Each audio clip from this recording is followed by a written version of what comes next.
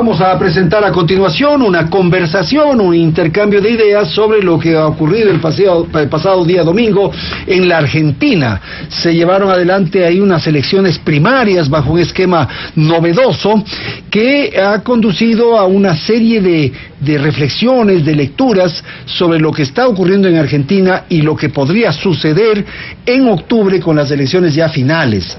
Lo sorprendente es la diferencia que obtiene el kirchnerismo sobre Macri de alrededor de 15 puntos porcentuales. Esto hace pensar que será muy complejo, será muy difícil el poder superar esta brecha, poder superar esta diferencia, y las lecturas, como digo, son diversas sobre las razones, las causas que condujeron a esta sorpresiva definición. Hoy está con nosotros aquí en el estudio central de la emisora el embajador Eduardo Mora. Él fue jefe de misión del Ecuador en Buenos Aires, en Argentina, y en tal sentido está informado y conoce la realidad argentina. Asimismo nos acompaña Maximiliano Alegre. Él es especialista en consultoría política y gestión de gobierno. Él es de nacionalidad argentina y por lo tanto también está en contacto y está familiarizado con lo que ha sucedido en su país. Sin duda, la derrota de Mauricio Macri en las elecciones primarias en Argentina provoca un espacio de debate muy amplio en la región, y eso es lo que vamos a tratar a continuación, de modo que quiero agradecer a Eduardo Mora y a Maximiliano Alegre. Vamos a empezar. No sé si, Maximiliano, usted quiere empezar con una primera apreciación. ¿Cuál es la lectura que usted hace de lo que ha sucedido en su país? Buenas tardes, le escuchamos. Gracias, Andrés, muchas gracias por la invitación. Un saludo también a Eduardo y a toda la audiencia. Primero me gustaría explicar muy brevemente qué son las PASO, para que la gente tenga noción. Las PASO son unas elecciones preliminares, abiertas, son simultáneas y obligatorias, por eso se llaman PASO. Desde el 2009 las PASO están... En la elección anterior en la que designaron a Macri ya se hizo un paso. Ya se hizo un paso. Ya. Y es interesante porque en las PASO 2015 gana Scioli, que era el candidato a la continuidad de Cristina Fernández de Kirchner, era la continuidad, gana 38-30%, gana Scioli a Macri. En la primera vuelta gana nuevamente Scioli por 37-34, y en la segunda vuelta, cuando se enfrentan Macri y Scioli gana 51% a 48%. Pero básicamente, ¿qué son las PASO? Las PASO son, ahí no se eligen cargos, se eligen... básicamente se eligen quiénes van a ser los candidatos oficiales. Candidaturas oficiales. Si tu candidatura no alcanzó el 1.5% de votación, no podés participar de la elección de octubre. Aquí se eligieron... ¿Hasta qué porcentaje pueden ser? 1.5. A partir de 1.5 ya podés participar de la candidatura de la elección oficial.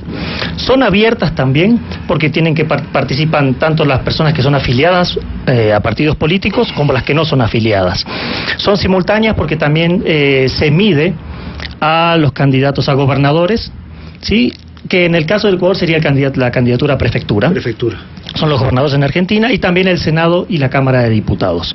Esto también se mide a los candidatos que irían a diputados y a senadores. A las dos cámaras del Congreso Nacional. Y también se elige el intendente de Cava, de la Ciudad Autónoma de Buenos Aires. ¿Solamente el intendente? Sí. ¿Que es el equivalente al alcalde? Al alcalde, exacto. Y en este caso, que es Larreta, que es el único macrista que ha ganado con 13 puntos de diferencia. Entonces, las PASO, mucha gente cree que son un sondeo o que es así como una encuesta. Han votado 26 millones de argentinos, ¿no? Es un dato muy certero. Sin embargo, no eligió, electoralmente hablando, no designó a ninguna candidatura, a nadie. Sí es un golpe a la credibilidad, es un golpe a la legitimidad, que son estructuras del poder que se manejan en política.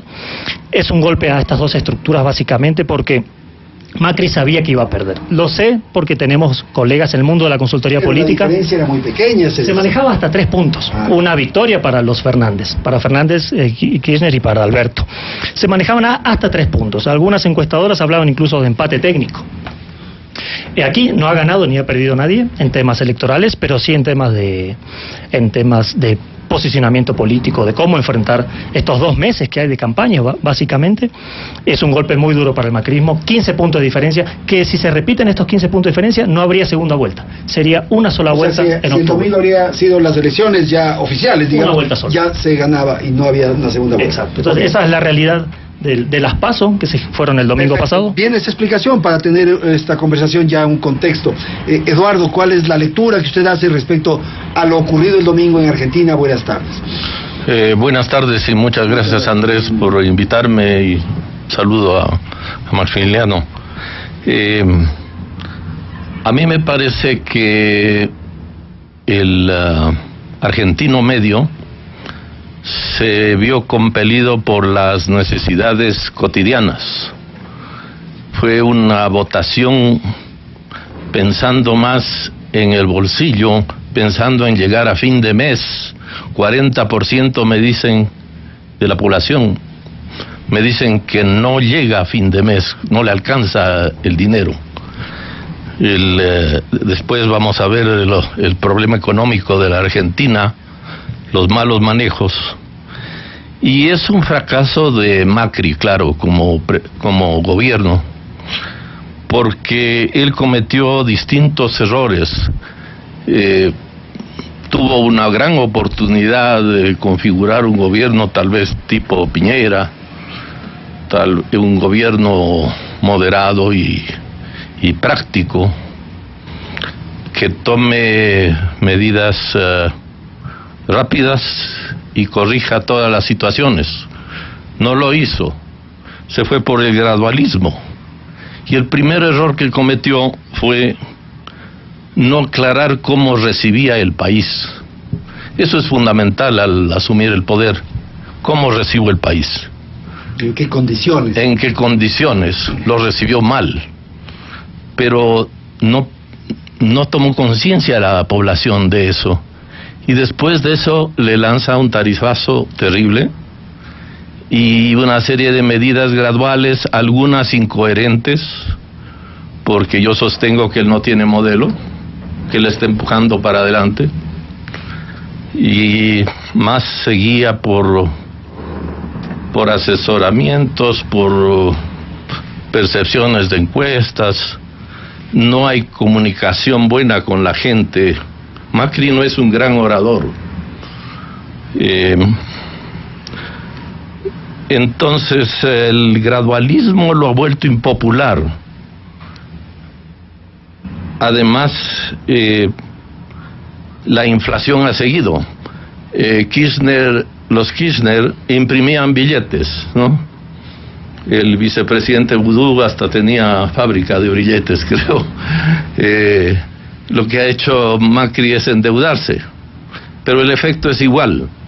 Circula demasiado billete, la gente procura guardar dólares, sube el mercado del dólar, viene el pánico. De hecho, se produjo un pánico con la elección. Sí, claro. Ahora, Eduardo, pero lo que sucede es que uno no puede entender desde nuestra mirada, y yo sí creo que las circunstancias económicas conducen a una definición como la que se produjo el domingo, a una reacción como la que se produce el domingo, pero es que uno podría decir, pero tampoco con Kirchner estaban bien, había también muchas dificultades, y el tema de la corrupción no pegó, digamos, no provocó un rechazo, un repudio, un castigo en las urnas. Eso es lo preocupante y curioso, que la gente no sancionó la corrupción, sabiendo que existe y que es enorme, ¿no? Y incluso el gobierno no ha empujado en lo que podía, los juicios o el apresamiento de la señora Kirchner. Hubo una primera etapa en que sí parecía que estaban muy interesados en el tema, y luego se replegaron. Parece que el gobierno de Macri jugaba con la teoría de que para ganar una elección había que tener al frente un cuco, un monstruo, y que eso asuste a la gente y entonces voten por el gobierno. Pero no es así. No siempre es así. Sí, claro. Eso es una teoría de contradicciones que no siempre da resultado. Un buen presidente es el reelegido porque es buen presidente. Claro, y la figura de la víctima también es un fenómeno que se produce en la política que me parece que aquí se ha expresado. O sea, claro, se le lanzaron tantas denuncias, tantas acciones a los Kirchner, digamos, y eso los convirtió en víctimas. Sí, claro. Okay. Max, su opinión de lo que estamos escuchando y naturalmente un poco las consideraciones que usted hace para esta derrota de Macri. Bueno, técnicamente un electorado tiene dos formas de votar: o vota con el corazón o vota con el hígado. Es un voto castigo. Macri se enfrentó a los dos. Primero, no es un presidente populista, no es un presidente popular, no es un presidente de bases populares como lo es el kirchnerismo. No es esa su ideología, no trabaja de esa manera. Tiene en contra el voto duro de los Kirchner, que es un voto fuerte, y además el voto en contra, como bien decía Eduardo. ¿En qué se enfocó el macrismo? Se enfocó en obras, se enfocó en el enemigo que era la corrupción, pero también se descuidó el acercarse al ciudadano. Con una inflación se calcula que para este año va a ser más del 50%. El ingreso de los argentinos descendió de $580 a un poco más de 200 en estos últimos años del gobierno de Macri. La mitad de los niños y adolescentes hoy son pobres. El 35% de la población económicamente activa es pobre en la Argentina. Entonces, si bien el macrismo actuó en muchos ejes, como por ejemplo la lucha contra la corrupción, las obras, todas las obras que ha hecho a nivel nacional, se desenfocó en lo que requiere el ciudadano, que es llegar a fin de mes. Y la campaña electoral que manejó el kirchnerismo para las PASO era muy simple: o sea, no prendas la tele, abrí la refrigeradora. No prendas la tele, prende la estufa. El FMI, el Fondo Monetario Internacional, uno de los causantes por los cuales yo me fui de Argentina en el año 2002, porque, bueno, el corralito fue en el 2001, en el 2002 ya no había trabajo, la gente vivía de bonos, había patacones, LECOP, era un caos. La Argentina es un caos. Hoy se está viviendo algo parecido. Hay una incertidumbre muy similar al 2001. ¿Y quién estaba de gobernante cuando usted salió de su país? Bueno, estaba Duhalde, había asumido Eduardo Duhalde, porque de la Rúa que falleció hace muy poco tiempo, de la Rúa ya había renunciado a la presidencia. Si mal no recuerdo, estaba Duhalde, porque también hubo gobiernos transitorios. Yo salí en el 2002 de Argentina. Y es algo muy reciente, y escuchar la palabra FMI, convenios con el FMI, te trae nuevamente esos sentimientos de incertidumbre, de pobreza, de miseria, incluso en la Casa Rosada murieron 7 personas en la Plaza de Mayo, lo que sería Plaza Grande aquí, ese día cuando renuncia de la Rúa. Y es algo que está fresco en la memoria de todos los argentinos. Sigue fresco el tema del corralito. En mi familia, tengo toda mi familia argentina, consultores, amigos, sigue muy fresco. Entonces, el tema económico yo lo considero de vital importancia hoy en día, y además ha habido ajustes muy importantes, cosa que ha llevado ha aumentado la pobreza, ¿no? Yo estoy de acuerdo en que los ajustes impuestos de alguna manera por el Fondo Monetario Internacional conducen a esto, pero el Fondo Monetario Internacional les dio $50.000 millones. Y no solo es el crédito, también hay un crédito por 100 años. A una tasa del 8%, que se entregaron $2.700 millones. Técnicamente hablando, el problema no son los 100 años, el problema es la tasa. Porque durante 100 años vas a tener que tener beneficios de un 8%, vas a tener que crecer 8% para pagar ese crédito. Entonces no importa tanto los años, importa el nivel de tasas. Estos créditos, por ejemplo, con Irlanda, con México, que también tiene créditos a 100 años, son de 2 o 3%. Y Argentina los negoció a 8%. Entonces, esas negociaciones, la falta de la cercanía con la gente, algo también que ocurrió que a la gente que ha bajado su nivel de vida. Por ejemplo, el presidente Macri aumentó de 100 millones a 150 millones su patrimonio personal. Él, en un año. Entonces, claro, ¿cómo defendés eso?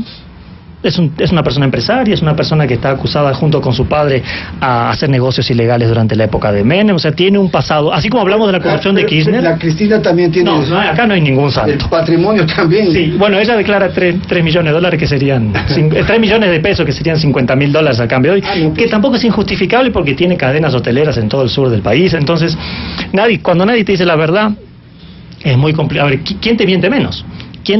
y se decía que antes sí había comida, que antes no había tantos pobres, que todo el mundo comía, que todo el mundo tenía acceso a servicios básicos, y hoy con Macri no lo tiene. Volvamos a lo anterior, sin ninguna justificación lógica, solamente desde el corazón y desde el hígado. Entonces hoy Argentina tiene un sentimiento muy similar a lo que fue el default en el 2001, y ya se está hablando de default, porque aumentó también el riesgo país. El riesgo país, para los que no saben, es el riesgo de inversión de capitales extranjeros. Está en 1.400 puntos, el más alto en la última década.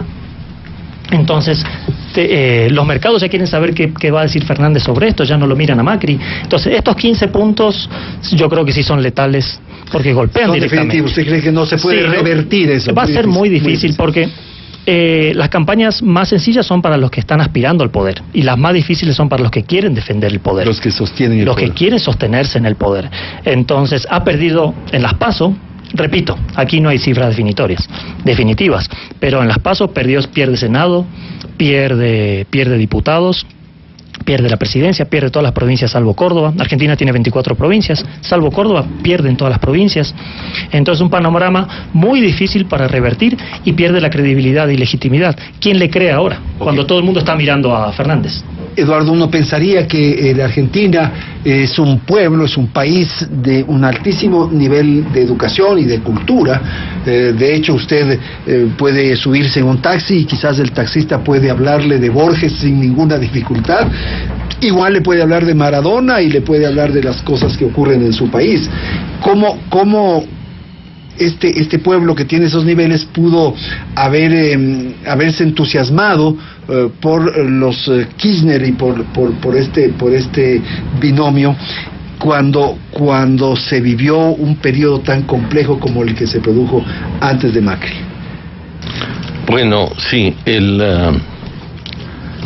yo le amo mucho a Argentina, le admiro mucho, es y he conocido, sin duda. He conocido gente maravillosa, el folclore es precioso, cultísima, una música formidable, escritores formidables, un nivel de gente media, muy como tú dices, conversar con un taxista a veces es un lujo, claro. Sabe de todo. Sí. Y yo conocí uno que en cada lugar de Buenos Aires me decía, y hay un tango sobre ese lugar que dice así, y cantaba. Entonces es admirable que ocurra una cosa así, pero me parece que a la vez el argentino, parecidamente al ecuatoriano, no quiero decir idéntico, pero hay algo, es muy emotivo. Decían que el hombre no es un animal racional, sino un animal emotivo que razona. Yeah. Y yo creo que en ciertas cosas nos sale la emotividad. Y pensamos, como bien dice Max, que podemos regresar al pasado. Si el pasado fue bueno, porque fue fácil, podemos regresar. Pero las circunstancias no dan para eso.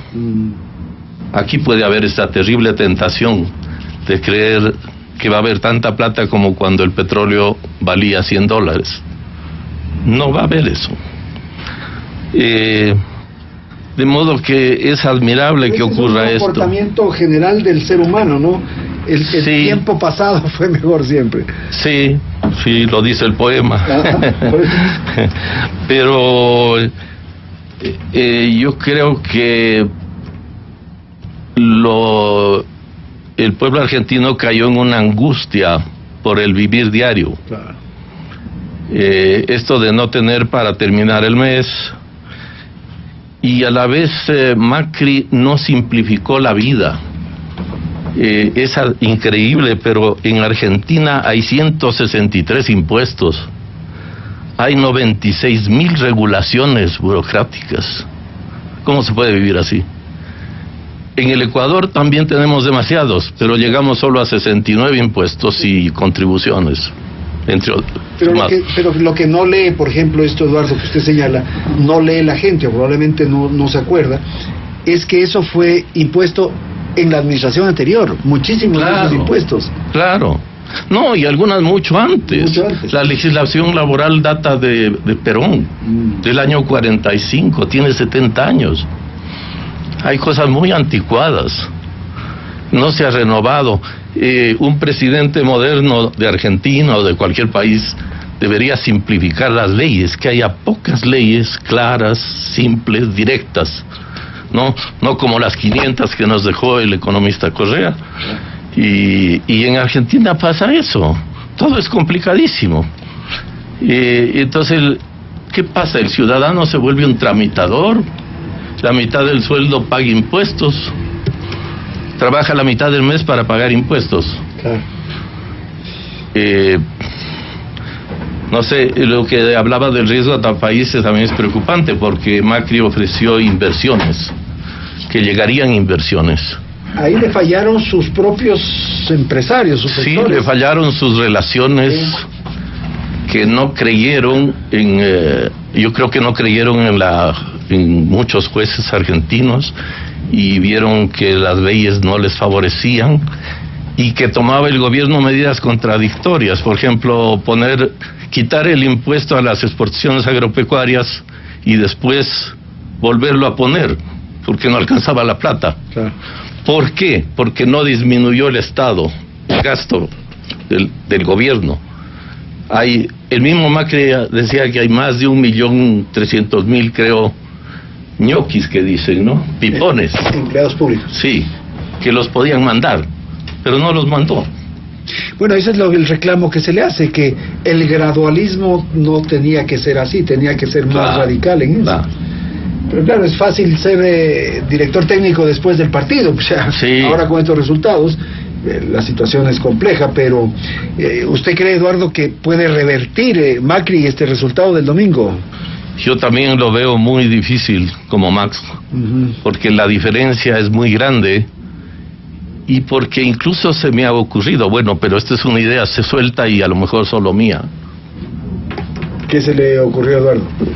A mí se me ocurría que se retire Macri y le deje a Labaña, como pidieron algunos empresarios, ser el contendor de Fernández. Labaña fue ministro de Duhalde y es un buen economista. Pero y que le dejen esa... Lo veo difícil, ¿no? Pero es una idea que se me ocurría. Ahora también podría suceder algo curioso, como sucedió aquí en el Ecuador. Que Fernández yo veo que no es un pintado en la pared, no es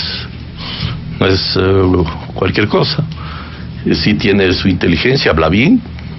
Y él puede tomar decisiones. Podría tomar decisiones por sí mismo, hacerle a un lado a Cristina.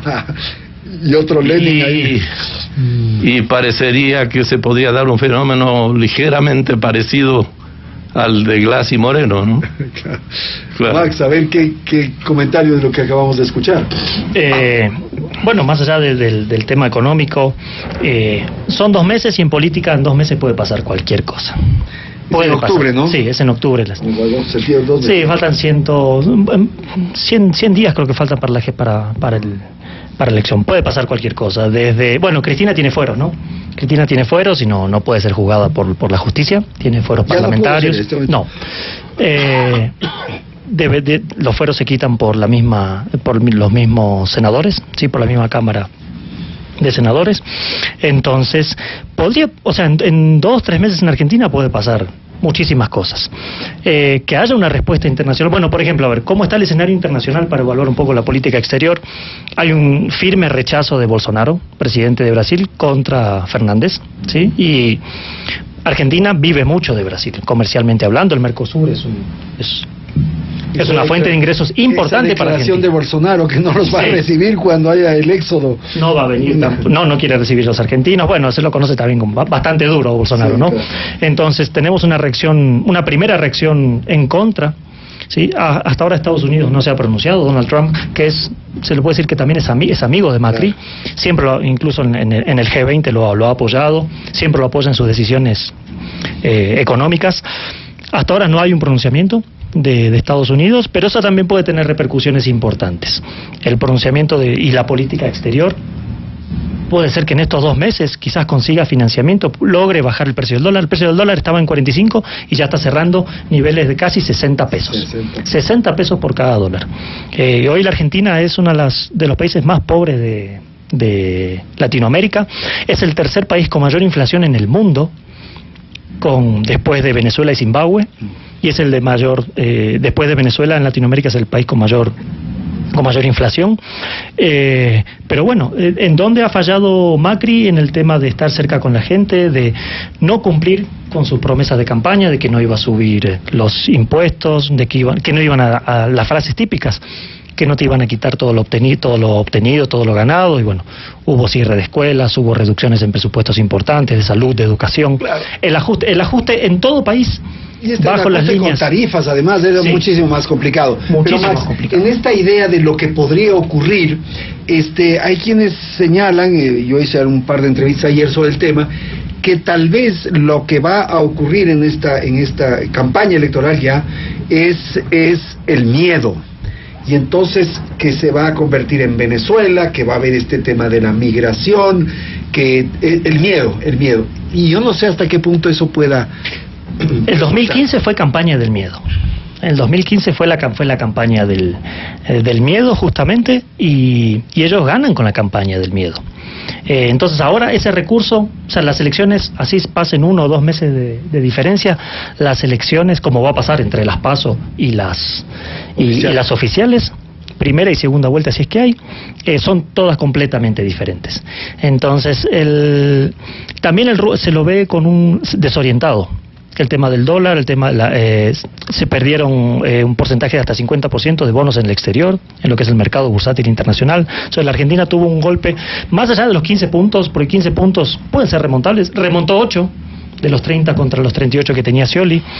Más allá de lo interno, el mercado externo también está muy complicado. El primer desafío del macrismo ahora y de Cambiemos es establecer el mercado y volver por lo menos a las condiciones que estaban antes de las elecciones. Claro, reducir esa incertidumbre. Este impacto que tuvo el paso del domingo en la economía, uno pensaría que podría ser un elemento que contribuya a Macri, pero más bien es todo lo contrario. Quien tiene el poder ahora es Macri, claro. El presidente del Banco Central, el que compra y vende dólares, el que maneja las acciones del país, las reservas monetarias, es el gobierno de Macri, no se puede deslindar. Pero se podría pensar que la culpa de eso la tienen los Kirchner porque eso asustó a los mercados y a la bolsa y a las inversiones y tal, eso uno podría pensar, pero no, al que afecta es a Macri, por lo que está en el poder. Y a ver, evaluemos, ¿perdió Macri o ganó Fernández?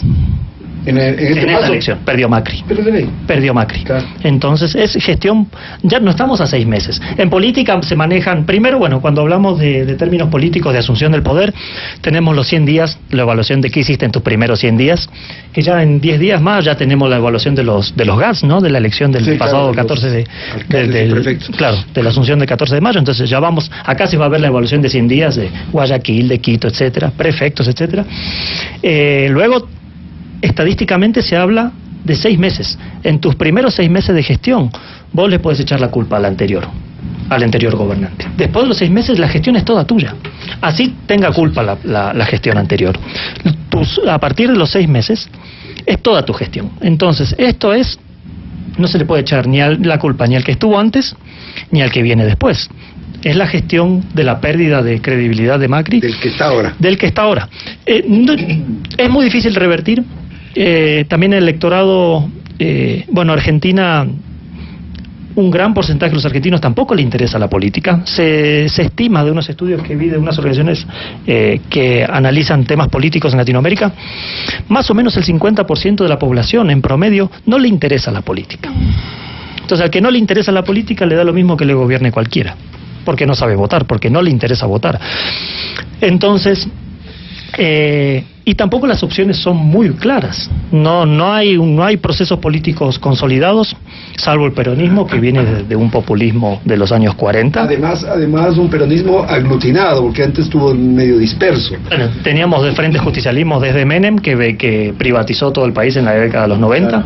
Que después, en la época de Cristina, los restatizó, sí. Después se quieren privatizar o concesionar nuevamente.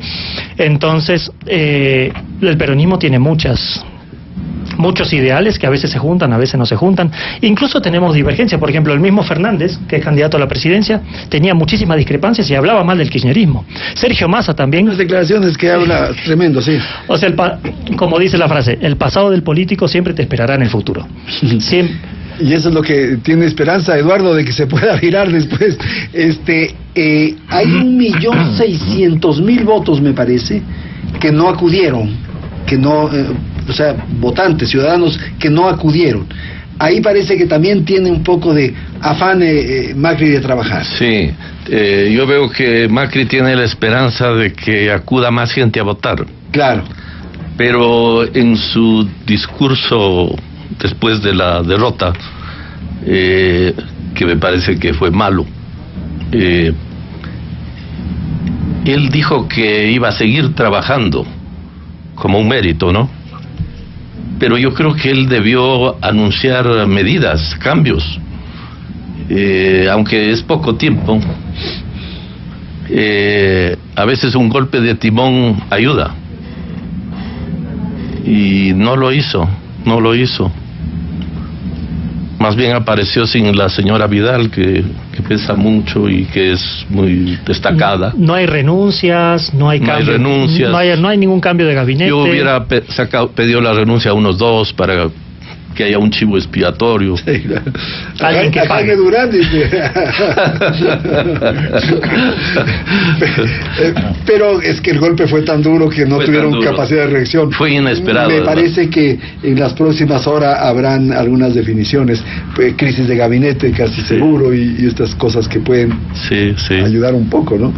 De hecho, aquí tengo una noticia que dice: apuran un paquete de medidas, Macri prepara anuncios, baja de ganancias, moratoria a pyme y aliento al consumo. Son algunas de las referencias que hace Clarín de Buenos Aires, pero claro, el golpe fue muy fuerte, ¿no? Muy fuerte el golpe, claro.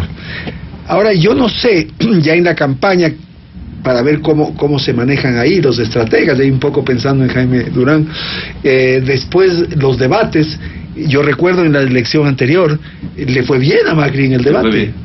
Hubo 2 debates, me parece, sí. y le fue bien. No sé qué tal será Fernández, Alberto Fernández, para debatir o para... En el lugar de Fernández, y es algo que está de moda y está teniendo resultados, yo no debatiría, sinceramente. No, tampoco puedes aconsejar eso. No. Fíjate, Paco Moncayo no quiso debatir, hermano. Lo que pasa es que tiene 15 puntos de diferencia. ¿Pero no será que eso está en la ley, en alguna norma? No. Lo que yo recuerde no te obligan a debatir. Yo también creo que si es obligatorio, puede bajar si es obligatorio, podría bajar el discurso al mínimo y buscar otras alternativas que no sean las mediáticas. El 47%, a ver, el promedio es muy difícil que haya más electores. Siempre se mantiene un 80%. Es obligatorio el voto, ¿no? Es obligatorio, sí. Es obligatorio y siempre se mantiene aproximadamente en el 80% de asistencia. Entonces, con ese mercado de la gente que no fue a votar, es muy pequeño. No va a ganar la elección. O sea, sacar de ahí es muy reducido. Sí, que suba 3-4% de electores y encima que voten por él. Entonces es muy reducido. Perdón, y los otros derrotados, Lavagna que decías tú. Lavagna. Él tiene 8, me parece. 8. O sea, sumando ellos tampoco y le da. Tiene 3, 11. No le da. El candidato de la izquierda, Nicolás del Caño, y otro candidato también, tienen 2 puntos cada uno, llegan a 5 puntos, 5 más 8, 13, tampoco llegas. Ya tienes, entonces, ya tienes 13 con eso. 13 y más 2 de los ausentes, ya tenemos 15. Ya tenemos 15 a 15, sería un empate. Sería lindo porque realmente el argentino votando, uno puede esperar cualquier cosa. Y creo que en Latinoamérica así es. Las campañas electorales, la época electoral, muchas veces da para cualquier cosa, ¿no? Se define al último momento y claro, puede haber cualquier golpe de efecto que cambie las decisiones. Tal vez el fantasma del miedo. El miedo, me parece. Que esa va a ser. Y ese es un fantasma rápido en acción. Claro. Lo usaba mucho Velasco Ibarra, aquí en el Ecuador. O sea, si te están repitiendo que esto se va a hacer Venezuela.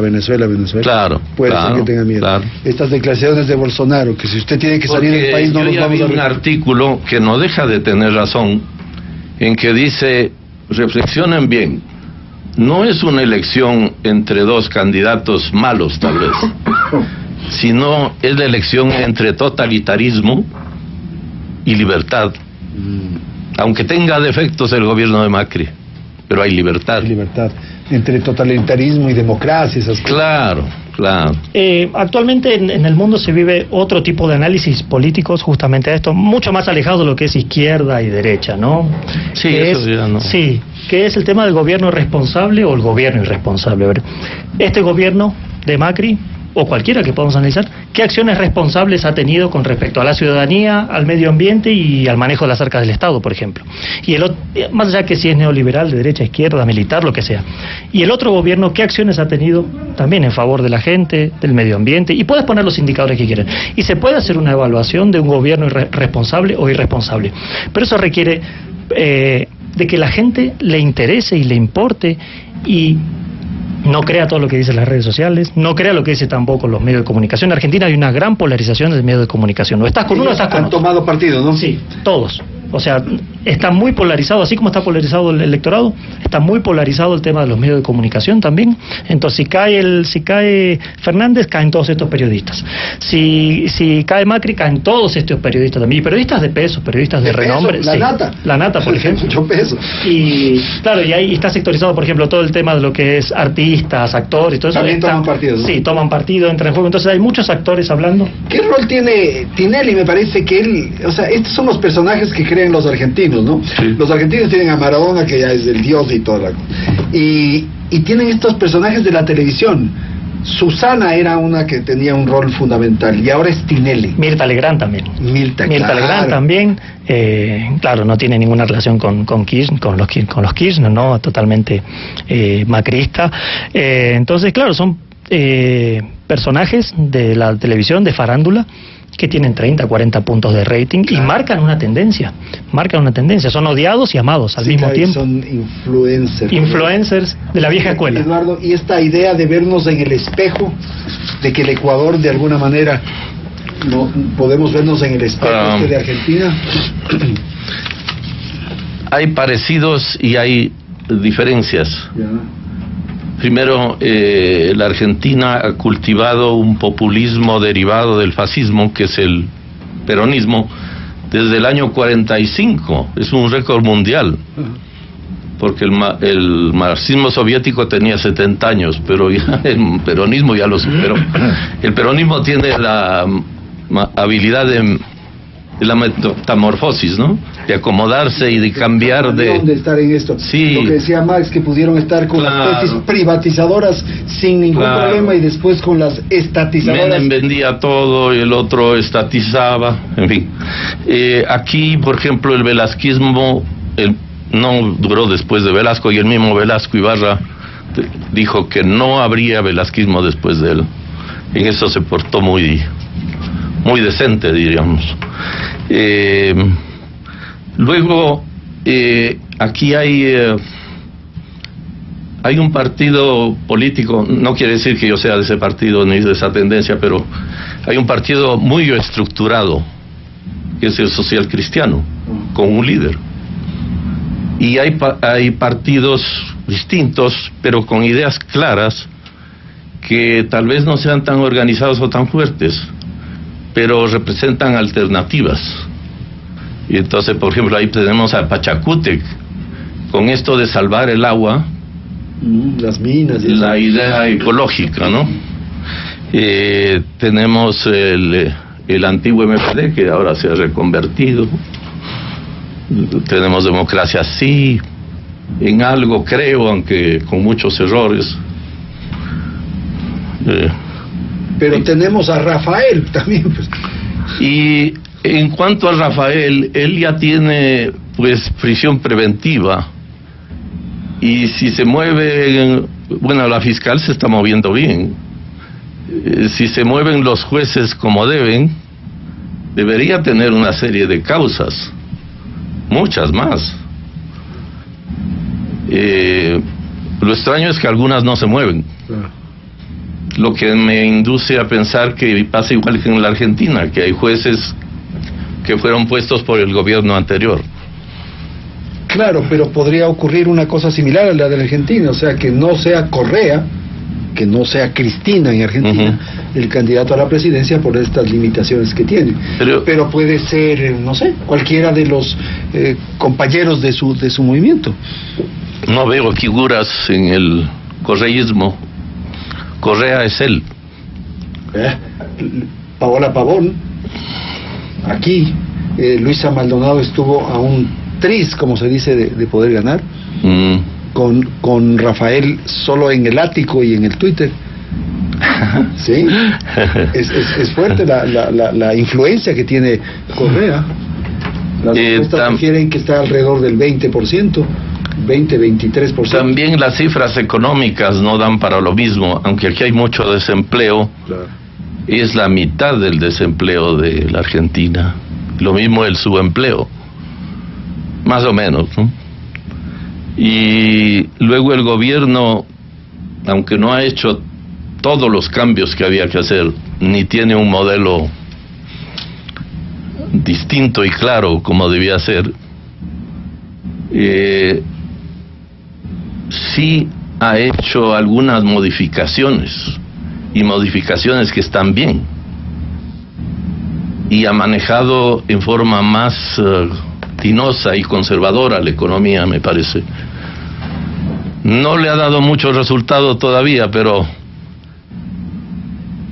yo creo que en el país se respira cierta libertad, cierta tolerancia, y eso cambia un poco el panorama, ¿no? Puede ser valorado por un sector. Puede ser valorado porque hubo mucha persecución, hubo muchas víctimas de todo tipo. Sí, claro. No quiero entrar en detalles. Los medios de comunicación se vieron acosados. La ley de telecomunicaciones debió ser derogada, no modificada, pero bueno, pero ha sido modificada por lo menos. La verdad es que al Ecuador hay que rehacerlo, y comenzando por cambiar todo, constitución, leyes, todo. Que se vayan todos, fuera todos. No, ese es un grito un poco salvaje. Salvaje. Anárquico. No. Hay valores en la sociedad, hay gente valiosa. Igual que en la Argentina hay gente muy valiosa. Yo estaba pensando, hay solitarios en la Argentina que serían excelentes para un gobierno, por como Elisa Carrió, como Esbert, ¿no? Gente notable, realmente con una capacidad enorme. Y estos, para volver a lo de Argentina, Max, ¿no crees que en esta disyuntiva que un poco les pone esta elección, esta votación de paso, estos sectores puedan aglutinarse frente al miedo, frente a lo que podría ocurrir con los Fernández en el poder? Que es un poco lo que ocurriría en el Ecuador, me parece, ¿no? Que frente a una figura tan estelar como Rafael, es posible que se unan muchos sectores para contrarrestar, para enfrentar. A ver, toquemos el caso de Ecuador, por ejemplo, porque es un caso que nos interesa a todos, ¿no? El 20% que hoy tiene el correísmo de votos, como bien lo dijiste, Andrés, eso no se lo quita a nadie. Es el voto duro. O sea, en el tema electoral, en el tema de organizaciones políticas, tenés el voto duro, tenés el voto en contra, el voto blando y el voto indeciso. Ya no hay más. Después lo podés catalogar con otros tipos de escalas sociodemográficas, de ingresos, etcétera. Pero a la hora de votar, tenés esas cuatro opciones. Ese 20%, 21, 22, no se lo va a quitar nadie al correísmo. Y ese 20% le dio la prefectura a Paola Pavón. Yo creo que el correísmo tiene un candidato. Me parece que Leonardo Orlando tiene un perfil de candidato que podría ser un candidato presidenciable. Del lado del morenismo, y hay una polarización también acá en el Ecuador que es interesante, que si algo se le ataca al presidente Moreno, automáticamente sos correísta, o automáticamente le estás dando puntos a Correa. Entonces, y no salimos de esa estructura, no salimos de esa, no nos movemos más allá de esa estructura de decir estoy a favor de uno y en contra del otro.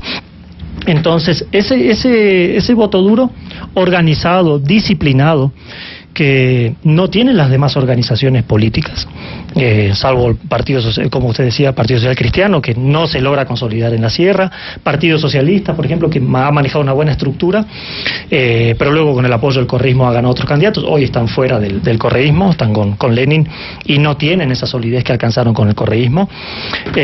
Si hablamos ya de términos partidarios, de organizaciones políticas, no tenemos organizaciones políticas con bases, con convocatorias. ¿Qué propuestas políticas hay en el Ecuador hoy? Ninguna. Estamos viendo a ver cómo llegamos a fin de mes el presupuesto, si llegamos los juicios políticos a los ministros, exministros, vamos con el Consejo de Participación Ciudadana, o sea, todos los temas de la hora no nos permiten hacer un análisis y trabajar políticamente en la formación política de ciudadanos, que creo que también pasa en Argentina. En Argentina tenés la cámpora, que es la militancia dura del kirchnerismo, y tampoco hay otras propuestas de pensamiento, sean errados o sean acertados. ¿Quién está trabajando en ideología política? Nadie. Igual que aquí en el Ecuador. Entonces, ese 20%... yo creo que a Fernández, en Argentina, de este 47%, creo que está bastante inflado. Me parece que el voto del hígado es bastante alto, pero no creo que pierda mucho más. Estoy hablando igual en términos de percepción, ¿no? Pero tampoco puedes confiar en las encuestas. En las encuestas te dicen 3% y terminas con un 15% abajo. Entonces, ¿quién confiamos? Pero de hecho, en las de Argentina de ahora no acertaron. Donald Trump no iba a ganar. El sí para la paz iba a ganar en Colombia y ganó el no. Entonces, ahí tenemos casos... Y ya para terminar, el último golpe que va a recibir Macri es el próximo 21 de agosto, en que la Liga le va a ganar al Boca Junior. Ojalá, yo soy de Racing y me gusta que el equipo, que el fútbol ecuatoriano... Y el origen de Macri es Boca. Digamos, la dirigencia deportiva, claro. El Boca, bueno, ¿no? Boca, en los últimos títulos importantes, de la mano de Bianchi como director técnico, fue con la presidencia de Macri. Odiado por Maradona, Maradona es kirchnerista. ¿Y los negocios de Macri, el empresario de Macri, en qué está? ¿En qué actividades? ¿Bienes raíces también o no? Bienes raíces, bueno... Por ejemplo, ahora en la Argentina, en Puerto Madero, una de las zonas más caras del país, se hizo una obra vial muy importante, que es un viaducto por debajo de la calle. ¿La empresa constructora? El primo. El primo. Entonces toda la familia Macri está metida en lo que es. Uno oye eso, se pone nervioso porque asocia con Odebrecht inmediatamente. Entonces, toda la familia Macri siempre está involucrado en negocios con el Estado. Viene desde incluso antes del menemismo, se acusa de haber tenido incluso relaciones con el tema de la dictadura militar. Desde ahí empiezan los nexos. Que también a Néstor Kirchner se lo asociaba con la dictadura militar. O sea, aquí la verdad es elegir quién es menos mal. Santos. Nadie se salva. No se salva. Eduardo, con usted terminamos. Una apreciación final, por favor. Estamos ante una gran incertidumbre, con las posibilidades mayores de que Fernández sea ratificado, tal vez con menos proporción, pero el miedo puede jugar. El miedo es un factor grande. El ejemplo de Venezuela es patético. Nunca se ha producido una emigración tan grande en la historia de América, y los venezolanos están en Argentina también, están en todas partes. Si eso se hiciera más conciencia, tal vez podrían los de Macri remontar, pero para un empate, alguna cosa así, ¿no? Pero estas son ondas que se producen en la región, ¿no? Entonces, sí, ondas. Ahora veo que Evo Morales tiene un nivel de popularidad, de aceptación para una reelección muy altas. Me parece que Bolsonaro algo pasa ahí, y que probablemente todo lo que significa el Partido de los Trabajadores y Lula pueda recuperarse. Pero Evo ha manejado de otra forma, porque tiene a García Linera al lado. Y es exitoso ese gobierno. Y no ha gastado la reserva. La reserva más bien la ha incrementado. Tiene buenos indicadores. Ha sido moderado en ciertos temas. Tal vez es dentro del grupo bolivariano, chavista, como se llame. Es una figura un poco especial, ¿no? Y fíjate que en México, a AMLO, Andrés Manuel, tampoco es el radical que se pensaba. Tiene discursos, va poco a poco. Va por el mismo camino del Foro de San Pablo. ¿Ah, sí? Sí. Ya está formando la Guardia Nacional, que es el equivalente de la Guardia Bolivariana de Venezuela. Él es muy peligroso. y no habla en cambio de lucha contra el narcotráfico. Estamos ante un peligro mundial muy grave, que los narcotraficantes se vayan tomando gobiernos y países. Se toman la justicia. ¿Qué es lo que ha pasado en Venezuela? Los ejércitos se toman los gobiernos. Sí. Maestros, muchísimas gracias por la presencia de ustedes y por haber conversado con nuestra audiencia. Quiero agradecer a Eduardo Mora, ex embajador de Ecuador en Buenos Aires, en Argentina, a Maximiliano Alegre, especialista en consultoría política y gestión de gobierno, de nacionalidad argentina, tema tratado en este diálogo, este proceso que se vivió el domingo denominado Paso, que da los resultados que ya el país y el mundo los conoce, que abre expectativas y provoca estas reflexiones que ahora han comentado nuestros invitados. Gracias por atender este diálogo.